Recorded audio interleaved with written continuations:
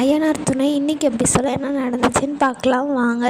பார்த்தீங்கன்னா நிலாவோட அப்பா அம்மா நிலா கிட்ட தனியாக பேசணுன்னு கூட்டிகிட்டு போகிறாங்க. என்னப்பா என்ன ஆச்சு அப்படின்னோடனே, நீ நினச்ச மாதிரி சாதிச்சிட்ட, உனக்கு சோழனை தான் கல்யாணம் பண்ணிக்கணும்னு தோணுச்சு, அதனால் நீ கல்யாணம் பண்ணிக்கிட்ட உன் இஷ்டத்தில். ஆனால் பார்த்து பத்திரமா இருந்துக்கோ, எனக்கு இங்கே விட்டுட்டு போகிறதுல எனக்கு சுத்தமாக மனசே கிடையாது, உனக்காக மட்டும்தான் இதை நான் ஒத்துக்கிட்டேன் அப்படின்னு சொல்லிட்டு 2 பேருமே பேசுகிறாங்க. அதெல்லாம் நீங்கள் கவலைப்படாதீங்கப்பா, நான் ரொம்ப சந்தோஷமாக இருப்பேன், இங்கே என்னை ரொம்ப நல்லா அவங்க பார்த்துப்பாங்க அப்படின்னு சொல்கிறாங்க. அப்படின்னு சொல்லிட்டு எல்லாருமே 3 பேருமே உள்ளே போகிறாங்க. அதுக்கப்புறம் சரி நாங்கள் கிளம்புறோம், எங்களுக்கு டைம் ஆகுது, கல்யாணத்துக்காக தான் நாங்கள் இங்கே இருந்தோம் அப்படின்றாங்க. இல்லை ஒரு வாய் சாப்பிட்டு போங்க அப்படின்னா, இல்லைப்பா நாங்கள் ஏற்கனவே கிளம்பியிருக்கணும், இதுக்காக மட்டும்தான் நாங்கள் இங்கே இருந்தோம் அப்படின்னு சொல்கிறாங்க. எல்லோரும் கிளம்பும்போது பார்த்திங்கன்னா, நிலா பத்திரமா இருந்துக்கோமா, பார்த்து இருந்துக்கோமா அப்படின்னு அவங்க வீட்டில் இருக்கிறவங்களாம் சொல்லிட்டு கிளம்பிட்டாங்க. அதுக்கப்புறம் பாண்டியன் வந்து சேரன்கிட்ட தனியாக பேசணும்னு சொல்லிட்டு கூட்டிகிட்டு போகிறாங்க. என்ன பாண்டியா என்ன ஆச்சு அப்படின்னோடனே, இல்லைண்ணே ஏற்பாடு பண்ணணும்ல அடுத்ததுக்கெல்லாம் அப்படின்னு சொல்கிறாங்க. சேரனுக்கு புரியவே இல்லை.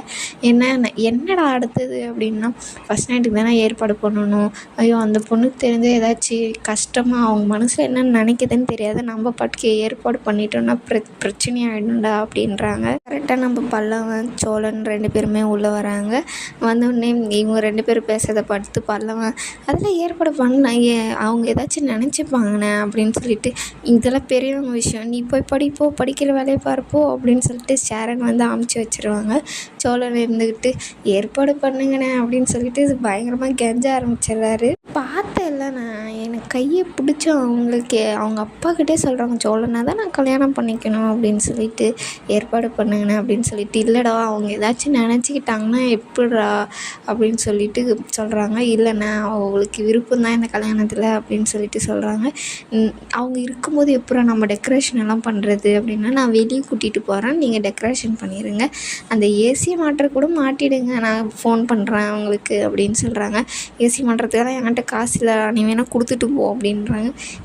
எங்கிட்ட சரி நான் கொடுக்குறேன் அப்படின்னு சொல்லிட்டு, பாண்டியன் உங்கள்கிட்ட இல்லாத காசாடா இது பண்ணுறா, 2000 ஆகுமாடா அப்படின்னு சொல்லிட்டு சொல்கிறாங்க. சேரன் இருந்துக்கிட்டு நான் தரேன் அப்படின்றாங்க. இல்லைண்ணே பாண்டியன்லாம் பார்த்துப்பான், இது மட்டும் இல்லை பூ அது இதை எல்லாமே பாண்டியன் பார்த்துப்பான் அப்படின்னு சொல்லிட்டு கிளம்புறாங்க. வெளியே போனோடனே இவங்ககிட்ட ₹1 பிறக்காதானே அப்படின்றாங்க. உங்கள்கிட்ட இருக்கா, நான் எடுத்துகிட்டு வரவா அப்படின்னா, இல்லைண்ணா நான் பார்த்துக்கிறேன் அப்படின்னு சொல்லிட்டு சொல்கிறாங்க. அதுக்கப்புறம் நிலா வந்து வெளியே வந்தோடனே சேரன் வந்து பழம் இருப்பான், பழம் வந்து உள்ளே போயிட்டு பின்னாடி நம்ம நிலா வந்து ஃபோட்டோலாம் காமிப்பாங்க. என்ன எல்லா ஃபோட்டோலாம் சிரிச்சிட்டே இருக்கீங்க சோழன் அப்படின்னு சொல்லிட்டு இருப்பாங்க.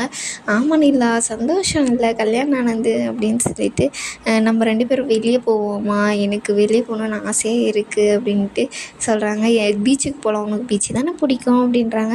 எனக்கு ரொம்ப டயர்டாக இருக்குது, காலையிலேருந்து நான் எங்கேயும் வரல, இங்கேருந்து 30 கிலோமீட்டருங்க அது அப்படின்றாங்க. பீச் வேண்டாமா, சரிங்க பக்கத்தில் போய் டீயாச்சும் குடிச்சிட்டு வருமா, அண்ணன் சூப்பராக டீ போடுவாங்க, நான் அண்ணனுக்கு சொல்கிறேன், அண்ணன் டீ மட்டும் போட்டு தரீங்களா, உனக்கு டீ தானேப்பா நான் போட்டு தரேன். ஐயோ அண்ணன் நானே இங்கே வெளியே கூட்டிகிட்டு போகிறதுக்காக பல்ட்டி அடிச்சுட்டு இருக்கேன், நீ வேற ஏன்னு அப்படின்றாங்க. என்ன 2 பேரும் குசுன்னு பேச்சுக்கிறீங்க. இல்லைப்பா உனக்கு உங்க கூட வெளியே போகணுன்னு ஆசையாக இருக்குது, இன்றைக்கி தானே கல்யாணம் ஆகிருக்கு, 2 பேரும் போயிட்டு வாங்க, கல்யாணம்னா யாரும் வெளியே போகக்கூடாதுன்னு சொல்லுவாங்க, நீங்கள் என்ன எல்லோரும் நீங்கள் ஏதோ பிளான் பண்ணுறீங்க அப்படின்னா, இல்லை நீ ஆமாம் நீ அப்படின்னு சொல்லிட்டு பல்லவனும் பாண்டியனும் வந்து பேசிட்டு இருக்காங்க. இல்லைப்பா அவங்க கூட போகணுமா அப்படின்னு சொல்லிட்டு, கோயிலுக்காச்சும் போயிட்டு வாங்க அப்படின்னு சொல்கிறாங்க. கோயிலுக்கா சரி போயிட்டு வரேன் அப்படின்னு சொல்லிட்டு சாரியெல்லாம் மாற்றிட்டு 2 பேரும் கிளம்புறாங்க. கிளம்புனோடனே பாண்டியன் வந்து கடையில் இருக்கிற மாதிரி காமிக்கிறாங்க. அது கரெக்டாக வானதி வந்து வராங்க. ஏன் பாண்டியா எதுக்குள்ளே கடைக்கு வந்துட்டேன், இல்லை இது ஃப்ரெண்டோட வண்டி அதனால தான் கொடுக்கலான்னு வந்தேன் அப்படின்றாங்க. சரி கல்யாணம்லாம் முடிஞ்சிருச்சு, அதுக்கப்புறம் டைவர்ஸே பண்ணாத இருந்திருக்கலாம், இல்லை 1 வருஷம் கழித்து எதுக்கு மறுபடியும் கல்யாணம் பண்ணணும், அவங்க அப்பா அம்மாலாம் பார்க்கல, அதுவும் அவங்க கல்யாணத்தை நான் பார்க்கலாம், அதனால தான் எல்லாருமே பண்ணி வச்சோம் சந்தோஷமாக, இதில் உனக்கு ஏதாச்சும் வருத்தமா அப்படின்றாங்க. எனக்கெல்லாம் இல்லை, ரொம்ப நாளாக தான் இருந்துச்சு, ஆனால் எதுக்கு இதெல்லாம் நீ ரிசப்ஷன் தான் பண்ணீங்கல்ல அப்படின்னு சொல்லிட்டு வானதி வந்து பேச ஆரம்பிக்கிறாங்க. உனக்கு என்ன தான் பிரச்சனை, எது இருந்தாலும் அவங்க மேலே உனக்கு ஏன் இவ்வளோ கோவப்படுற? அவங்க ஒரு வேலைக்கு ஒழுங்காக போகிறாங்களா?